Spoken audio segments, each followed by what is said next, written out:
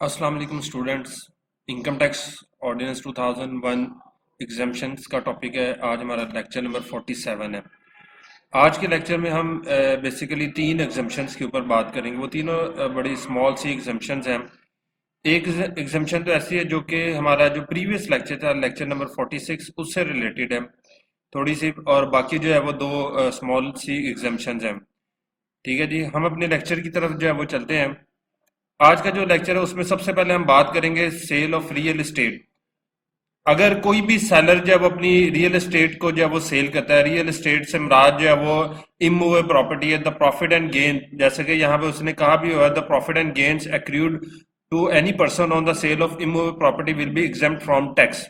वो कहते हैं कि कोई भी किसी भी किस्म की जो गेन है या जो प्रॉफिट है, वो जो कि आप इमूवेबल प्रॉपर्टी को सेल करके अर्न करते हैं, वो प्रॉफिट जो है वो एग्जेम्प्ट होगा, अगर प्रोवाइडेड दैट, मींस इसका मतलब क्या है कि अगर उसने ये जो प्रॉपर्टी है sold to real estate trust, कि अगर उसने ये जो प्रॉपर्टी है ये रियल एस्टेट इन्वेस्टमेंट ट्रस्ट को सेल की है, तो उस सूरत में जो प्रॉपर्टी वो सेल करेगा उसके ऊपर जितना भी गेन होगा वो सारा का सारा गेन जो है वो एग्जेम्प्ट होगा। नंबर वन कंडीशन है। और नंबर सेकंड कंडीशन वो ये है कि the transaction of sale has been made from 7 July 2007 up to 30 June 2020, कि ये जो सेल ऑफ ट्रांजेक्शन है ये बिटवीन दिस पीरियड, दो 2007 से लेकर 2020 तक जो है वो जो भी ट्रांजेक्शन सेल और परचेज की जाएगी, और उसके ऊपर जितना भी प्रॉफिट आप अर्न करेंगे वो सारा का सारा प्रॉफिट जो है वो क्या होगा, एग्जेम्प्ट होगा। अगर जो सेलर है, जो जो प्रॉपर्टी अपनी सेल कर रहा है, वो सेलर जो है वो अपनी ये प्रॉपर्टी जो है वो real estate investment trust scheme को अपनी ये प्रॉपर्टी सेल करेगा, तो उसके ऊपर जो है वो टैक्स चार्ज नहीं किया जाएगा। नंबर सेकंड जो एग्जाम्पशन है वो है inter corporate dividend. Inter corporate dividend से मुराद जो है वो क्या होता है? सबसे पहली चीज कि what is inter corporation dividend. देखें, एक कंपनी जो है वो दूसरी कंपनी को जब डिविडेंड पे करती है तो इसको हम इंटर कॉर्पोरेशन डिविडेंड का नाम देते हैं। आप लोगों ने सब्सिडरी कंपनी और होल्डिंग कंपनी जो है वो पढ़ा होगा कि सब्सिडरी कंपनी से मुराद है एक ऐसी कंपनी जिसके शेयर किसी दूसरी कंपनी के पास जो है वो मोर देन 50% हो, और होल्डिंग कंपनी ये होती है कि वो कंपनी जो कि किसी भी दूसरी कंपनी के एटलीस्ट 50% शेयर्स की मालिक होगी, तो वो आपकी जो है वो होल्डिंग कंपनी कहलाती है। अब इसी तरह ग्रुप ऑफ कंपनीज हैं, जैसे कि निशाद ग्रुप ऑफ कंपनीज है, तो इस तरह जो है वो डिफरेंट ग्रुप्स हैं जो वो काम कर रहे हैं।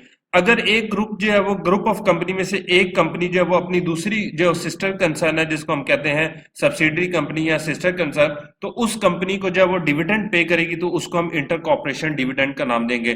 तो इट मीन्स के dividend receive by a company from another company of the same group if the group of companies are entitled to a group taxation under the income tax law will not be taxable। वो कहते हैं कि अगर group of companies जो है वो entitle है कि उसके ऊपर ग्रुप टैक्सेशन की जाएगी, तो उस सूरत में ये जो इंटर कॉर्पोरेट जो इंटर कंपनी डिविडेंड जो है वो एक कंपनी दूसरी कंपनी को पे करेगी, उसके ऊपर किसी भी किस्म का कोई टैक्स चार्ज नहीं किया जाएगा। बट शर्त क्या है, कंडीशन क्या है कि इंटर कॉर्पोरेट टैक्सेशन का जो है वो उनको अलाउ होना चाहिए। ठीक है जी।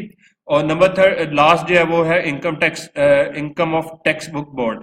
आपके जितने भी प्रोविजन है, जो टेक्स्ट बुक बोर्ड हैं, जैसे पंजाब टेक्स्ट बुक बोर्ड है, सिंध टेक्स्ट बुक बोर्ड है, इसके अलावा जो केपी की है, जो बलोचिस्तान है, ये जो जितने भी टेक्स्ट बुक बोर्ड है, इनकी जितनी भी एग्जाम्पशन इस पर टैक्स चार्ज नहीं होगा, क्योंकि ये गवर्नमेंट के इदारे हैं, तो गवर्नमेंट की इनकम में जो है वो टैक्स चार्ज नहीं किया जाएगा। तो ये जो आपकी जो वो टेक्स्ट बुक बोर्ड है, जैसे जो है वो पंजाब टेक्स्ट बुक बोर्ड है जिसमें पंजाब की सारी बुक्स पब्लिश होती हैं, इसी तरह सिंध है, इसी तरह केपी की है, इसी तरह जो है वो आपका बलोचिस्तान है, तो इन बुक बोर्ड्स की जो है वो जितनी भी आपकी जो बोर्ड्स हैं, इनकी जो है वो इनकम पर टैक्स चार्ज नहीं किया जाता। इनकी इनकम जो है वो कंप्लीटली एग्जेम्प्ट है फ्रॉम टैक्स। ठीक है जी।